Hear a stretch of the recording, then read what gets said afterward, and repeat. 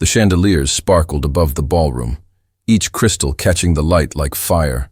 Waiters glided between guests in black and white uniforms, balancing trays of champagne. The air hummed with music, laughter, and the sharp click of cameras. This was not just a party, this was a coronation of wealth. At the center of it all stood Richard Hale, a billionaire whose name carried weight in every corner of the business world. Tall, sharp-featured, dressed in a tailored black tuxedo, he seemed untouchable. His smile was the kind that belonged on magazine covers, his laugh rehearsed and flawless. Guests leaned closer just to be noticed by him. But beneath all the glamour, something unexpected was about to happen. Because on this night, in this glittering hall of power, a secret was about to walk straight up to him. On the small, hesitant feet of a 5-year-old girl. The whisper that shook the room. The crowd erupted in applause as Richard raised his glass. To success, to legacy, to the future, he declared. And then silence. A tiny hand tugged at his jacket. Richard looked down, and his confident expression wavered for the first time. Standing before him was a little black girl in a simple yellow dress. Her hair was tied with a ribbon, her shoes slightly scuffed, so different from the polished luxury around her. She looked up at him with big, searching eyes. "Are you my father?" she asked. The words fell like a thunderclap. Gasps rippled across the room. Crystal glasses froze mid-air. A murmur spread through the crowd. Confusion, disbelief, scandal. Richard's smile faltered, his jaw tightening as whispers rose. Who was this child? Why did she speak with such certainty? And then, in the corner, her mother appeared. Amara's silent entrance. Amara stood at the edge of the room, her presence as striking as it was out of place. She wore a simple black dress, elegant but understated, nothing like the gowns dripping in diamonds around her. Her skin glowed under the lights, her eyes dark and steady, carrying years of pain and unspoken truth. She had not come to cause a scene. She had not planned for her daughter to confront him like this. But Naomi, her little girl, had always been fearless. And tonight, she had slipped away from her side and gone straight to the man who once denied her existence. Amara's chest tightened as she watched. The secret she had carried for 5 years was no longer hidden. The moment she had dreaded, the confrontation she had avoided, was now unfolding in front of cameras, reporters, and the most powerful elites in the city. Richard's gaze darted from the child to Amara. Recognition flickered in his eyes, followed by something colder: fear, anger, calculation. Before the storm, to understand the weight of this moment, you have to know what came before. Amara was once a law student, brilliant, determined, with a future as bright as the sun. She had dreams of building a life that would lift her and her family out of struggle. That was when she met Richard Hale. He was older, powerful, charming in a way that made her forget reason. For months, they lived in a world of stolen moments and whispered promises. He told her she was different, that she was his escape from the hollow world of business deals and social masks. But when she became pregnant, the fairy tale cracked. Richard changed. His warmth turned to coldness, his promises to silence. "It's not possible," he said, his voice sharp, his eyes avoiding hers. "This can't be my responsibility." And with those words, he vanished. Amara was left alone, carrying a child the world would whisper about. A child born into questions, stares, and prejudice. She worked nights, studied when she could, and raised Naomi with love, even when exhaustion pressed down like chains. She told her daughter little about her father. She thought she could bury the past. But children have a way of finding truths that adults try to hide. Naomi's eyes, sharp and curious, noticed things: the features she saw in the mirror, the watch tucked in her mother's drawer, an old gift from Richard, long forgotten, And finally, the face she recognized in a magazine headline. Richard. "Hale. Mommy," she asked one night, "why do I look like him?" Amara had no answer. The child's courage, and so here they were. Naomi, with the innocence of a child, but the courage of someone far older, stood in front of the man she believed was her father. Her voice, though soft, carried across the hall like a bell. "Are you my father?" Richard's mask of confidence slipped. His hand tightened around his champagne glass, his lips parting, but no words coming out. The crowd's whispers grew louder, sharper. Cameras turned, reporters leaned forward, and Amara, standing still in the corner, felt her past crashing into her present. She wanted to protect her daughter. She wanted to shield her from the cruel stares of strangers, from the arrogance of the man who had abandoned them. But it was too late. The question was asked, and there was no taking it back. The room was waiting. Richard's empire was waiting. Naomi was waiting, and for the first time in years, Richard Hale, the billionaire who had everything, stood powerless before a child. The ballroom seemed to tremble with silence. Richard Hale, the untouchable billionaire, stood frozen, his glass trembling slightly in his hand. Naomi's question still hung in the air like a storm cloud. "Are you my father?" The murmurs began to swell. "She looks just like him," whispered one guest. "Impossible. He would never. A child? With her?" The stares turned sharp, shifting between the child, the mother in the corner, and Richard himself.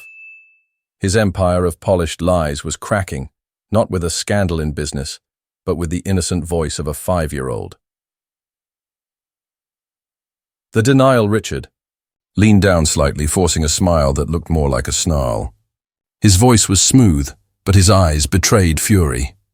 "I don't know who you are, little one. You must be confused." Gasps again. Naomi's eyes widened, but she did not back away. Instead, she tugged his sleeve tighter. But Mommy said, "Enough." His voice cut through the air like a whip. The music stopped completely. Guests stood frozen, every camera now turned on him. He straightened, towering over her, then glanced at Amara across the room. Their eyes locked. In that instant, a lifetime of betrayal and denial surged between them. Richard's voice dropped, low, meant for her ears alone, but loud enough for those near him to hear. "This is your doing." The humiliation, a ripple of cruel laughter spread from one corner. A woman in a glittering silver gown leaned toward her friend, her voice dripping with venom. "Did you see the mother?" "Of course. She wanted money." "Isn't that always the story?" another voice added. "A setup. These people always find a way to climb higher by dragging us down." Amara's hands clenched at her sides, nails pressing into her palms. She wanted to grab Naomi and run, shield her from the venom dripping from every corner of the room. But Naomi stood her ground, her small body trembling yet unyielding. Richard turned to the crowd, forcing a hollow laugh. "Ladies and gentlemen, please. Some kind of mistake, clearly. Children sometimes say things they don't understand." He gestured to a waiter. "Escort them out." A mother's defiance. That was the moment Amara moved. She stepped into the light, her heels striking against the marble floor, each step echoing louder than the murmurs. Naomi's eyes lit up when she saw her mother, and she ran to her side, clutching her hand. The crowd's whispers grew louder. Cameras flashed. Amara's voice was calm, steady, but every word carried the weight of years buried in silence. "Mistake?" She looked directly at Richard. 5 years ago, you looked me in the eyes and promised me the world. And when the truth came, you ran. You hid behind your money, behind your empire. But the truth doesn't stay buried, Richard, not forever." The room shifted. Some guests gasped in disbelief, others smirked with cruel satisfaction. Richard's jaw tightened. Systemic wall security moved closer, tension rising. The host of the gala, a powerful senator, whispered something sharp into Richard's ear. Richard nodded, his eyes dark with rage. "You don't belong here," he spat quietly at Amara. "This is my world. You and your child don't fit into it." Amara's voice cracked with fury but rose stronger. "Our daughter deserves more than your denial. She deserves the truth, even if it destroys you." The senator stepped forward, trying to control the scandal. "Escort these women out immediately. This is a private event." And just like that, Amara and Naomi were surrounded by uniformed guards. Naomi clung to her mother's dress, tears welling in her eyes as whispers and laughter chased them through the golden doors, outside in the cold. The night air was sharp against Amara's skin as the doors slammed shut behind them. The glittering warmth of the ballroom vanished, replaced with the harsh chill of rejection. Naomi's voice broke the silence. "Mommy, why doesn't he want me?" Amara knelt down, her hands trembling as she cupped her daughter's face. Tears threatened, but she swallowed them back, forcing strength into her words. "It's not you, Naomi. It was never you. It's him. His fear, his hate, his lies." But inside, she felt her heart tearing apart. The breaking point back, inside, Richard's empire was shifting. Guests whispered about DNA tests, affairs, and hidden scandals. A single question from a child had made the unshakable billionaire bleed, and Amara knew. This was just the beginning. The world would not forget Naomi's question. Reporters had already captured it. Cameras had recorded every second. Tomorrow, the world would demand answers. But tonight, all Amara had was her daughter, her dignity bruised but not broken, and a fire in her chest that whispered, "This is not over." The night after the gala, headlines exploded like wildfire. Billionaire confronted by child at gala. "Are you my father?" The question that shook Richard Hale. Hidden scandal, mystery woman and child expose secrets. Every news outlet replayed the same clip. Naomi tugging Richard's jacket, asking the question that pierced his empire. The video went viral overnight. Millions watched. Millions speculated. And Richard's carefully polished image, the untouchable king of business, was unraveling. The confrontation. 3 days later, Richard was forced into the one place he hated most, a press conference. His legal team insisted. It was the only way to control the damage. Cameras flashed, journalists buzzed like bees hungry for blood. He adjusted his tie, his jaw tight. "These accusations are baseless," he declared. "I have no connection to this woman or her child. I am a victim of slander." But even as he spoke, the doors at the back opened. Amara walked in. She wasn't dressed for war, just a simple navy dress, the kind of clothes a hard-working mother could afford. But the quiet fire in her eyes silenced the room more effectively than any security guard. And beside her, holding her hand, was Naomi. The crowd surged, cameras clicking wildly. The breaking voice Amara stepped forward. Her voice trembled at first, but grew stronger with each word. "You want to talk about slander, Richard? Then tell them the truth. Tell them what you told me 5 years ago when I told you I was carrying your child." Gasps rippled through the room. Richard's face tightened, but Amara pressed on. "You told me I was lying. You told me to disappear. And I did. I disappeared to raise this child alone, working nights, enduring stares, surviving whispers. I gave her love while you gave her silence." Naomi, clutching her mother's hand, whispered, too soft for most to hear, but the microphones caught it. "Daddy, why don't you want me?" The room froze. The fall of a Titan Richard's mask cracked. For the first time, his confidence slipped into raw panic. His lawyers tried to intervene, but the journalists shouted louder. "Will you take a DNA test? Is this your daughter? Mr. Hale, are you denying paternity?" The weight of the moment bore down on him. He slammed his hands on the Podium, his voice breaking. "She is nothing to me." The words echoed like gunfire. Naomi flinched. Amara's face crumpled with pain, but she straightened, holding her daughter close. She didn't cry.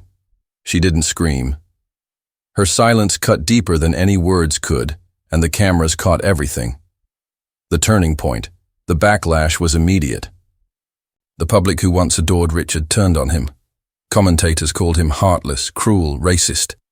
Social media flooded with images of Naomi's tearful face, captions screaming, "A child deserves love, not denial."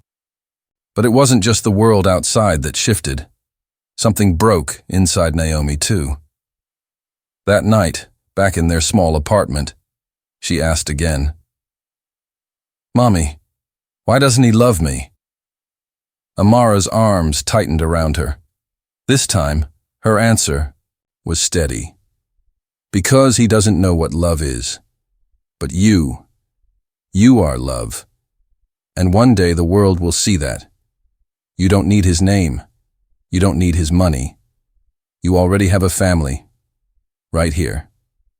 Naomi looked into her mother's eyes, and for the first time since that night in the ballroom, she smiled. It was small, fragile, but it was hope. The press conference had shattered Richard Hale's empire. In a single sentence, "She is nothing to me," he had turned public admiration into fury. Stocks plummeted, investors pulled out, endorsements vanished. The billionaire who once owned rooms with his presence now found those same rooms empty. But while Richard faced his fall, Amara and Naomi faced something different. Choice. The world now knew their names. Reporters camped outside their small apartment. Talk shows debated their story. Some voices offered sympathy, others spewed cruelty. But unlike before, Amara was no longer invisible. Her voice carried weight. And for the first time she realized, silence was no longer her burden to bear. A mother's resolve one evening, as Naomi sat at their kitchen table coloring, Amara opened her laptop. Emails flooded in, invitations to interviews, offers of support, messages from women who had lived similar stories. Naomi looked up, her big eyes filled with hesitation. "Mommy, do I have to see him again?" Amara shook her head, her voice firm but gentle. "No, baby. You don't have to do anything you don't want to. But if you want, we can tell the world our story, not his version. Ours." Naomi thought for a moment, then nodded slowly. "Okay. But can I tell them Daddy's wrong? That I'm not nothing?" Tears filled Amara's eyes, but she smiled. "Yes, you can." Speaking truth weeks later, Amara and Naomi sat side by side on a daytime talk show, cameras rolling. The host leaned forward, eyes sympathetic. "What do you want people to know, Naomi?" Naomi, her little legs swinging nervously, clutched her mother's hand.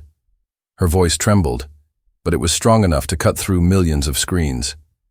"I want people to know I'm not nothing. I'm loved. I'm strong. And I don't need a daddy who doesn't want me." The audience erupted in applause. Amara squeezed her daughter's hand, pride swelling in her chest. The clip went viral, just like the first. But this time the world wasn't laughing or whispering. It was cheering. The billionaire's ruin. Meanwhile, Richard Hale sat alone in his sprawling mansion. The chandeliers still glittered, but the rooms were empty. Invitations stopped arriving. Business partners stopped calling. The city that once worshipped him now turned its back. He poured himself a glass of whiskey, staring at the headlines on his phone.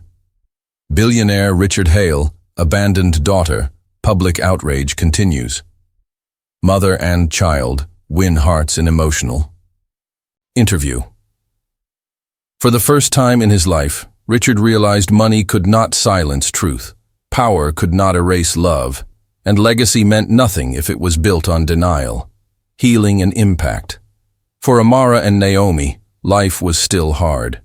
Bills still, nights were still long, but they had something stronger now. Community. Strangers reached out with love. Neighbors offered support, and Naomi grew up surrounded not by whispers, but by encouragement. Amara returned to law school, fueled by a new fire.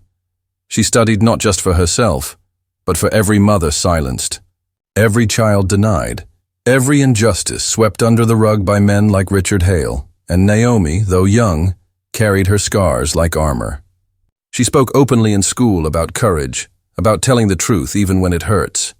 She grew into a girl who knew her worth, not because of her father's name, but because of her mother's love. The moral lesson, racism, pride, and prejudice had tried to destroy them.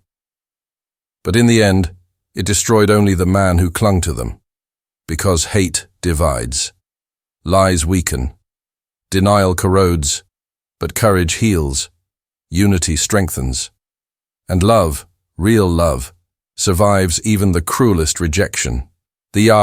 Final scene 1, warm afternoon. Naomi stood on a small stage at her community center, wearing her yellow dress, a little older now. A room full of children listened as she spoke into the microphone. My daddy didn't want me, but my mommy did, and that's enough. And if someone tells you that you're nothing, don't believe them, because you are everything. Applause filled the room. In the front row, Amara wiped a tear from her cheek, her heart full. And somewhere in a cold, empty mansion, Richard Hale watched the clip on his phone. His empire gone, but the truth ringing louder than any fortune ever could. The silent mansion years passed. Richard Hale's empire never recovered. The mansion remained, but its halls echoed with silence. Once his name commanded fear and respect. Now it was whispered with disgust, a reminder of arrogance and denial. He would sit by the fire, staring at the empty chair across from him. No children's laughter, no family photos, no legacy, only silence. And in that silence, his mind betrayed him. The words of a little girl replayed endlessly. Are you my father? A different kind of legacy. Meanwhile, Amara and Naomi built something far more powerful than wealth. Amara became a voice for justice, her story inspiring countless women to step forward.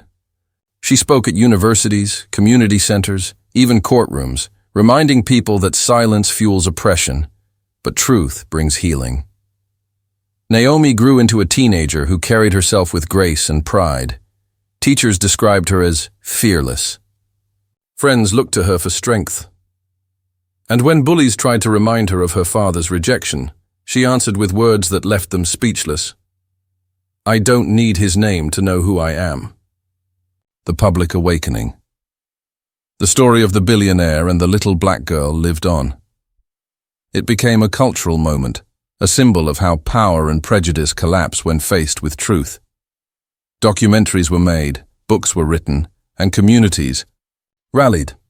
Children grew up hearing Naomi's story as a lesson in courage. Parents reminded their kids, never let anyone tell you you're nothing. Even if they're rich, even if they're powerful, truth is stronger. The name Richard Hale was forgotten, but Naomi's became remembered. The reunion that never came, some whispered that Richard tried, years later, to reach out. But Amara never answered his letters. Naomi never read them. For what was there to say? He had spoken his truth that day in front of the cameras. She is nothing to me. And some words can never be unsaid. A scene of triumph one evening, as Naomi walked across the stage at her high school graduation, wearing her cap and gown, the crowd erupted in applause. Amara stood in the audience, tears of joy streaming down her face. Naomi's valedictorian speech silenced the room. I stand here today because my mother chose strength when the world tried to silence her. Because she told me I was enough, even when someone else said I wasn't. And because of that, I know we are never defined by the people who reject us. We are defined by the love that lifts us. The audience stood in ovation. Cameras flashed. And in that moment, Naomi wasn't just speaking for herself. She was speaking for every child ever told they didn't belong. Final moral racism and pride may build empires, but they also destroy them. Love and courage may start small, but they build legacies that last forever. Richard Hale left behind silence. Naomi and Amara left behind hope, and in the end, hope always outlives hate.